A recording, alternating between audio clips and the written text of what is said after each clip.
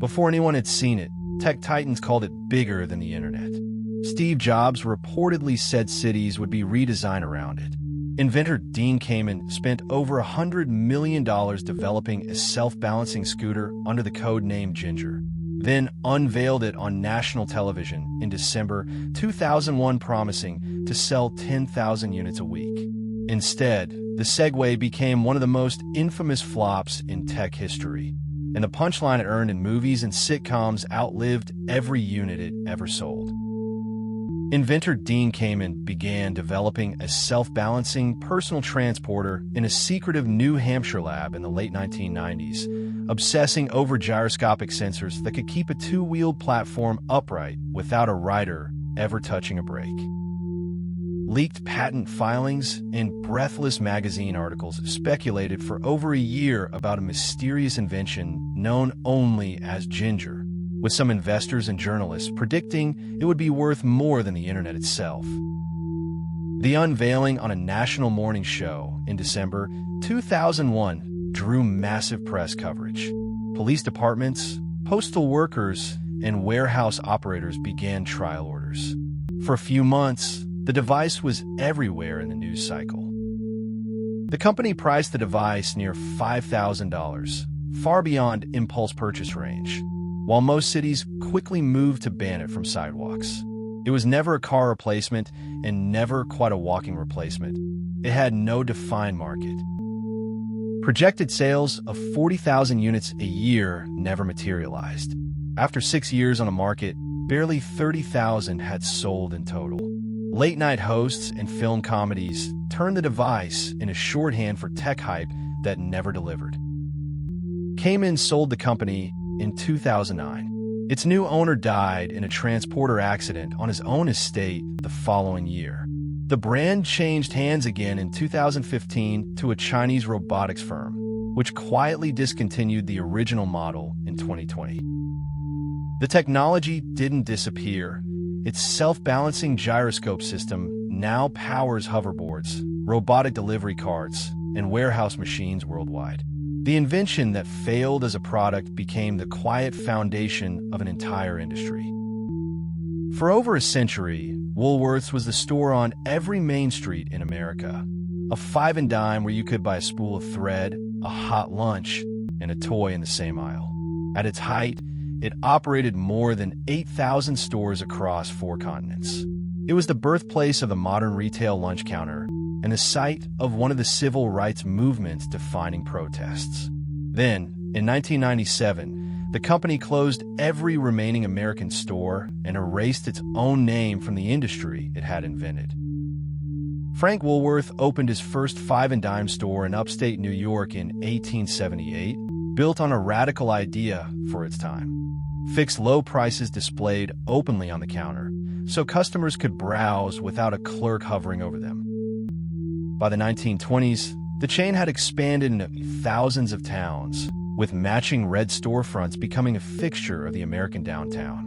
Lunch counters were added, turning the stores into daily meeting places for entire communities. By 1979, the company operated more than 8,000 stores across the United States, Canada, the United Kingdom, and Germany. Its lunch counters had also become historic ground, the site of the 1960 sit-ins that helped desegregate American retail. As suburban malls and new discount superstores spread across America in the 1970s and 80s, the chain kept its aging downtown storefronts instead of following customers to the suburbs, clinging to a format the market had already outgrown. Through the 1990s, sales collapsed as newer discount and category killer chains offered lower prices and modern layouts. The five and dime format, once revolutionary, had become a relic that shoppers simply walked past without noticing. In July 1997, the company closed its remaining 400 American stores, ending 118 years of continuous operation. The parent company renamed itself entirely, abandoning the five and dime name that had defined American retail for generations. The stores are gone, but the format they invented lives on in every dollar store and discount chain on the modern American strip mall. The lunch counter where history was made is now remembered mostly in museum photographs. Years before the iPhone existed, a small Silicon Valley company had already invented the pocket computer, the stylus interface, and the phone and organizer hybrid that would define the next 2 decades of technology. Its handheld devices were so far ahead of their time that engineers at rival companies studied them like blueprints.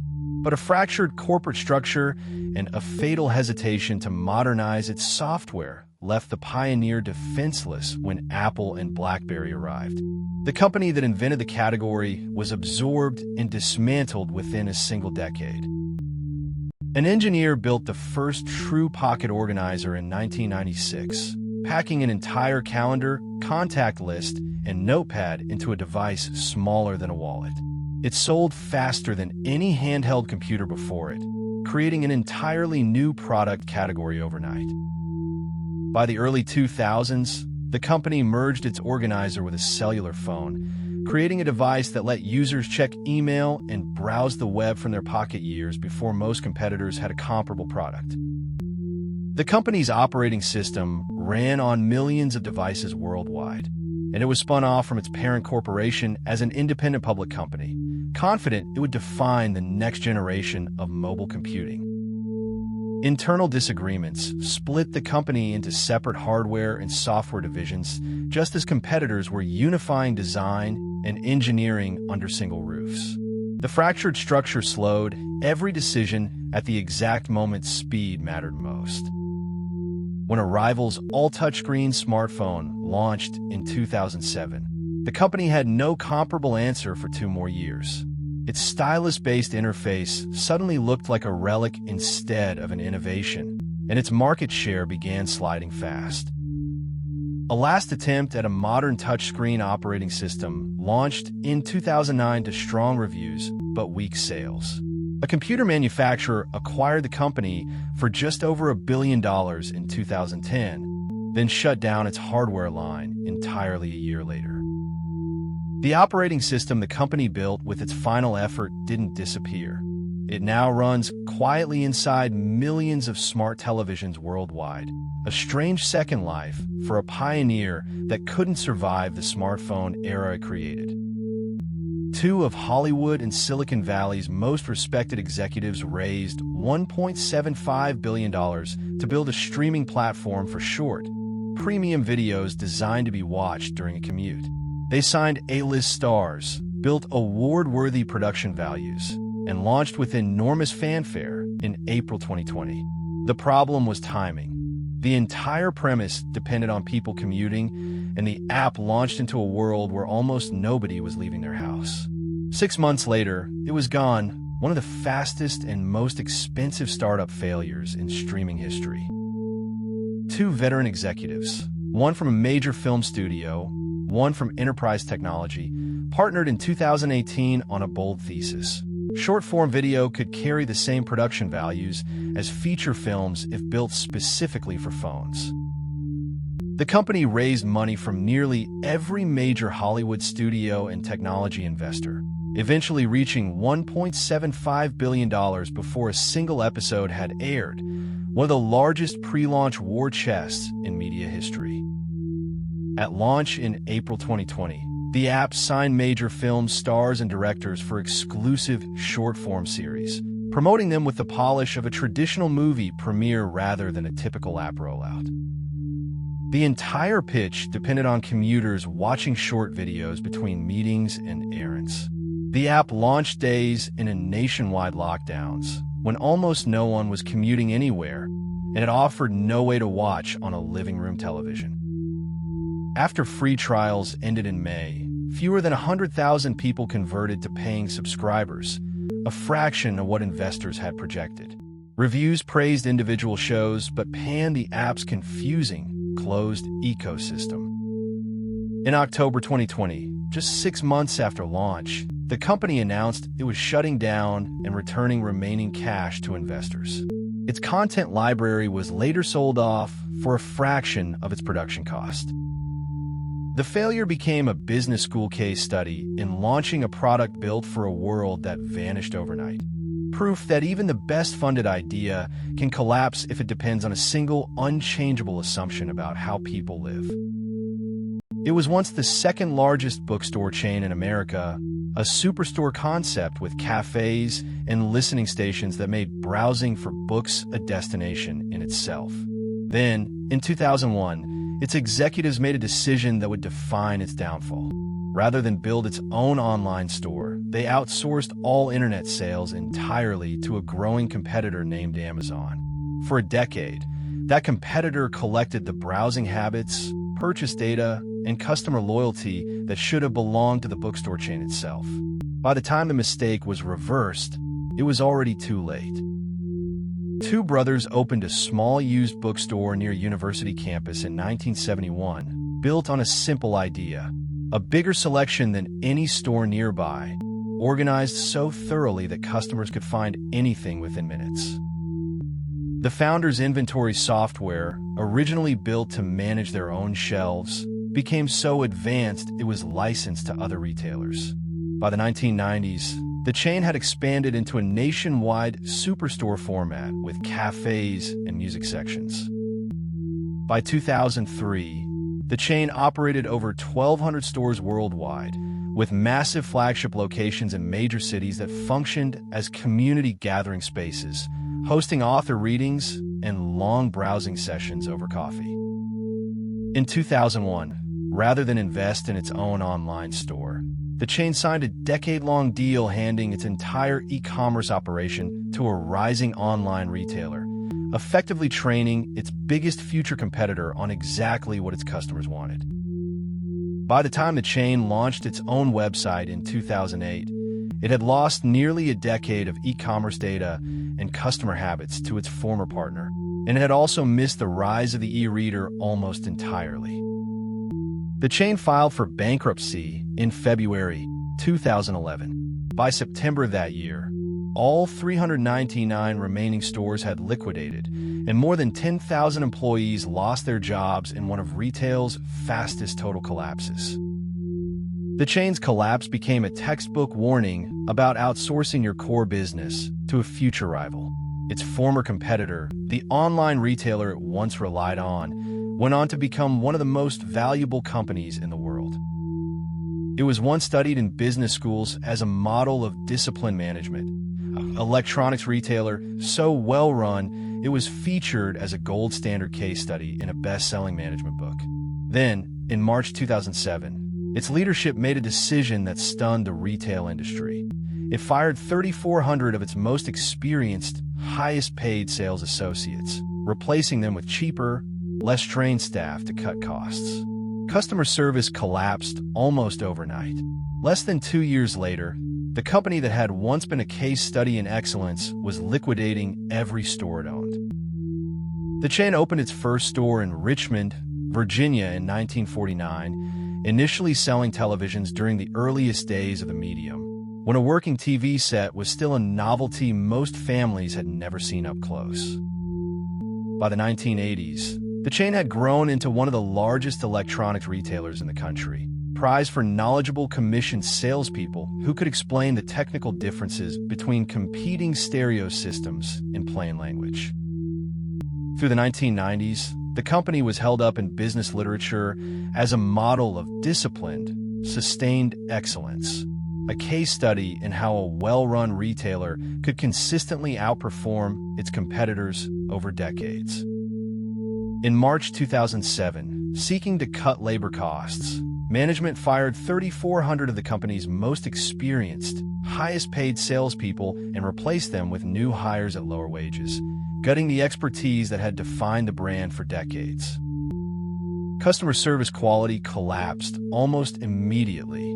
Shoppers who once relied on expert advice found undertrained staff who couldn't answer basic questions, and word spread quickly as the 2008 financial crisis hit consumer electronics spending hard. The company filed for bankruptcy in November 2008. Unable to find a buyer or restructure its debt, it began full liquidation in January 2009, closing all remaining stores within months and laying off 34,000 employees.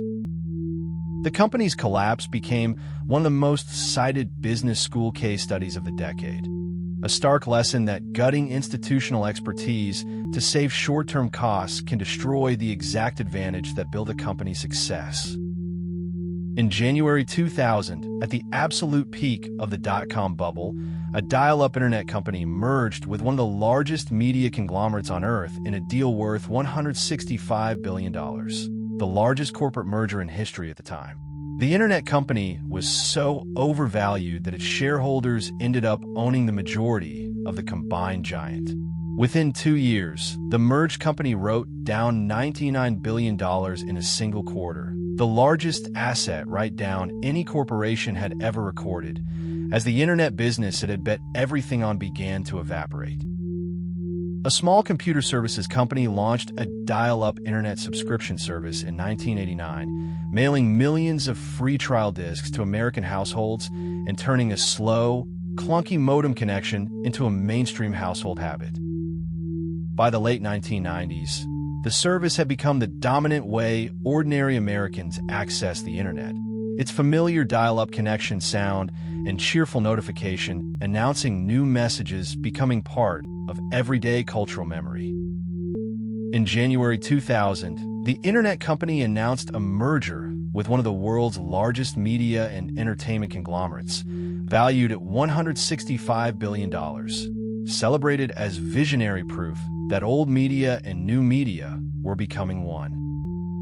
The merger closed at the exact top of the dot-com bubble, valuing the internet company's stock at a price it could never justify with real earnings.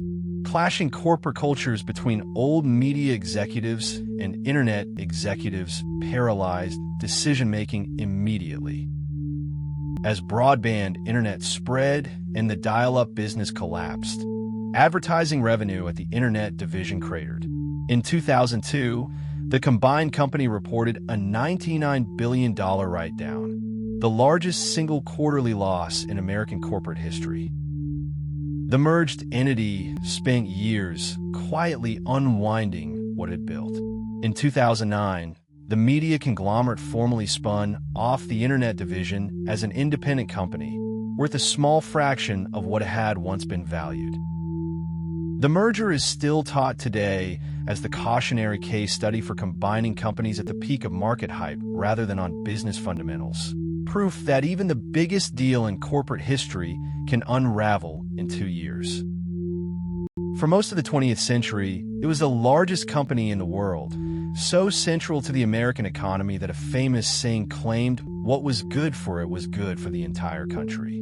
It defined Detroit, employed hundreds of thousands of workers, and built the cars that filled American driveways for generations. But decades of legacy pension costs, slow adaptation to smaller and more efficient vehicles, and a devastating financial crisis pushed it to the brink.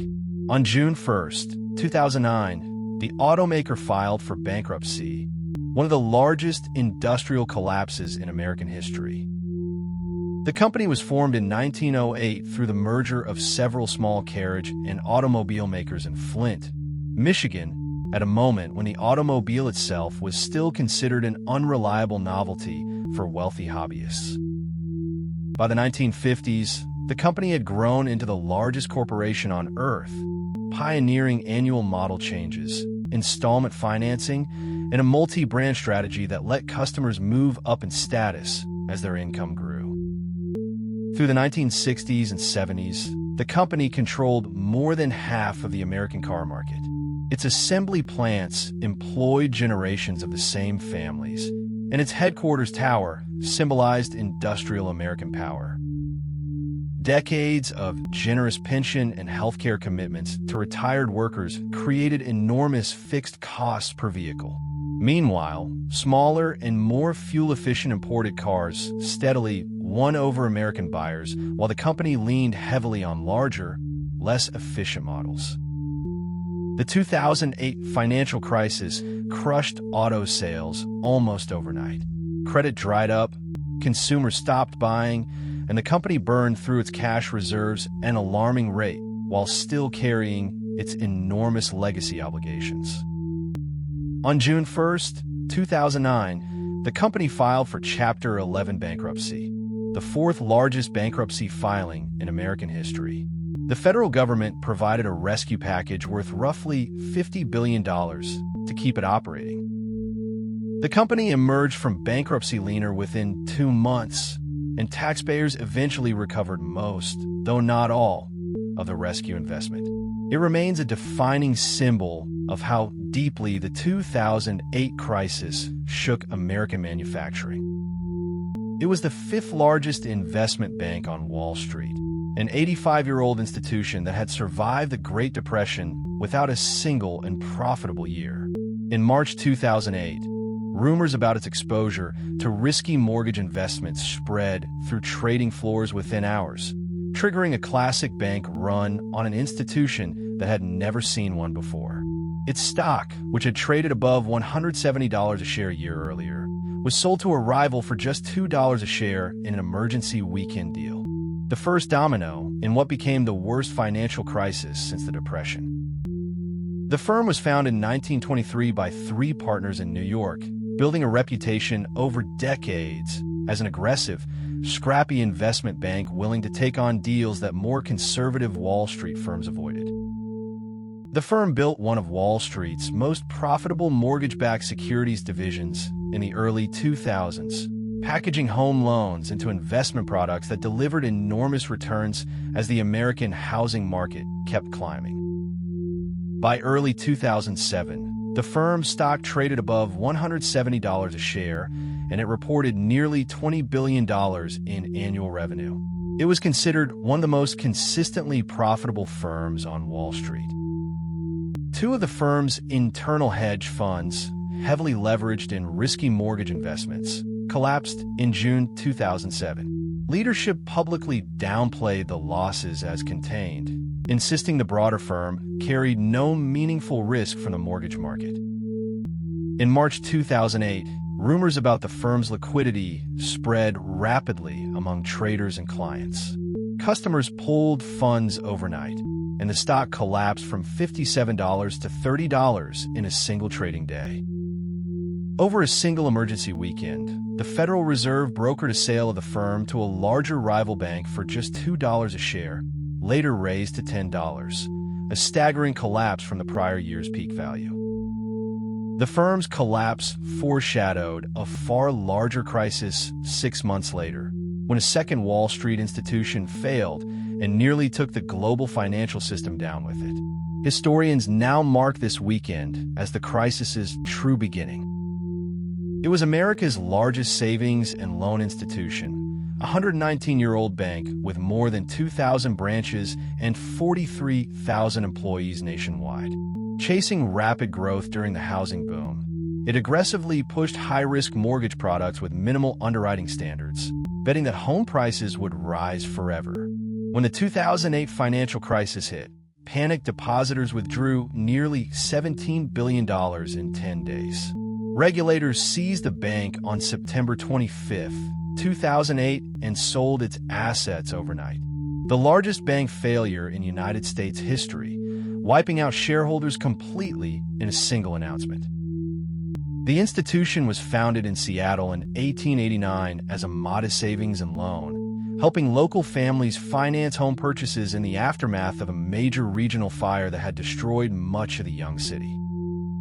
Through the 20th century, the bank grew steadily through conservative home lending, eventually expanding into a nationwide retail bank known for friendly branches and a marketing image built around approachable, everyday banking. By 2006, the bank had grown into the largest savings and loan institution in the country, with over $300 billion in assets, more than 2,000 branches, and 43,000 employees nationwide.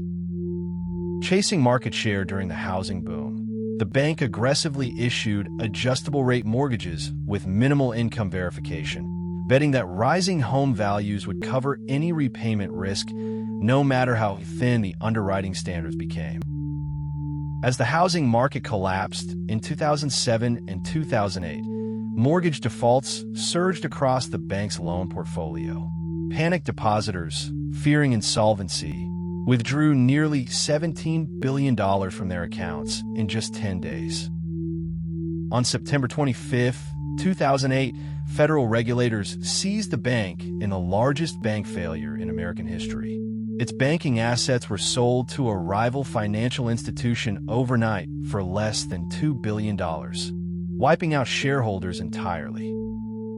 The collapse became a defining textbook example of the subprime mortgage crisis, cited in nearly every financial history of the 2008 recession as proof of how aggressive lending standards can destroy even a century-old institution within months.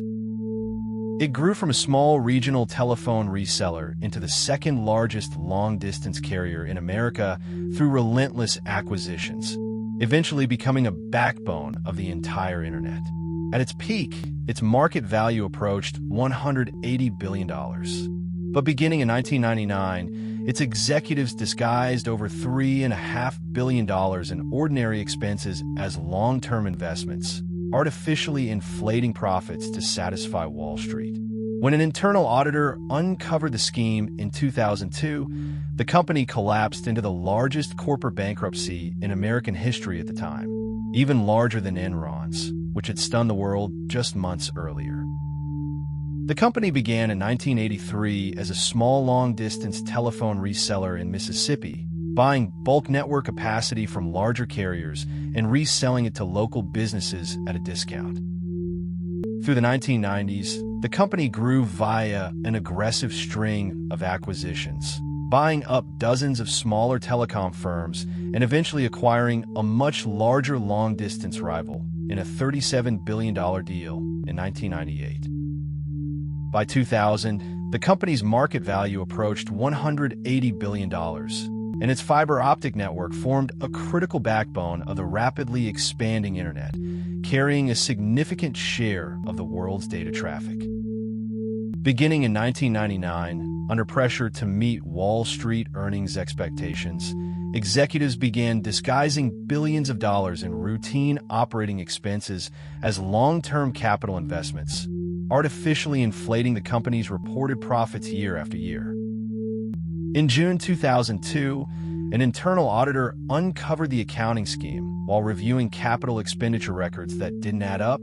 She reported the discrepancy directly to the board, triggering an immediate internal investigation. The company filed for bankruptcy on July 21, 2002, listing over $107 billion in assets, the largest corporate bankruptcy in American history at the time. Its chief executive was later convicted and sentenced to 25 years in prison. Alongside Enron, the scandal directly led to the Sarbanes-Oxley Act of 2002, the most significant corporate accounting reform in decades. The company itself was later renamed and folded into a major telecommunications carrier. It was once the most valuable startup in America, a co-working company valued at $47 billion, backed by the largest technology investment fund in history. Its charismatic founder promised to elevate the world's consciousness through shared office space, through company-wide tequila parties, and personally profited by leasing buildings he owned back to his own company. When the company finally filed to go public in 2019, the paperwork revealed the full picture: staggering losses, tangled conflicts of interest, and a founder whose behavior alarmed even his most loyal investors. Within 6 weeks, the valuation collapsed by nearly $40 billion, and the founder was forced out of the company he built.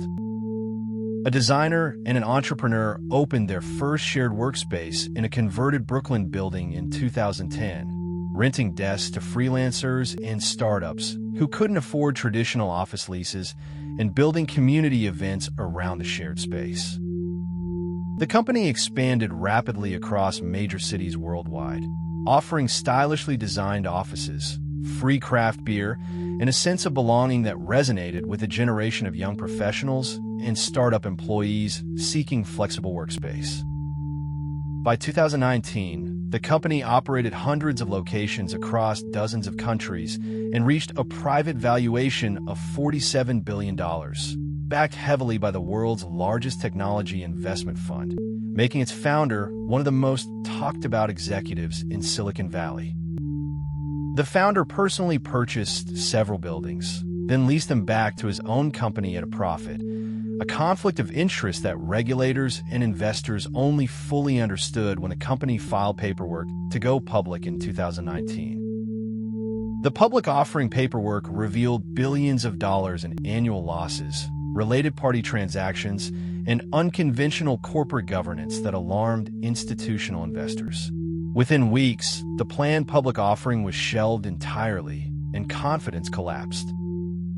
The founder was forced to step down in September 2019 as the company's valuation collapsed from $47 billion to roughly $8 billion in a matter of weeks. For years later, the company filed for bankruptcy entirely. The company's implosion became the defining cautionary tale of the era of unchecked startup valuations, a warning studied by investors and founders alike about the danger of prioritizing charisma and growth over governance and fundamentals.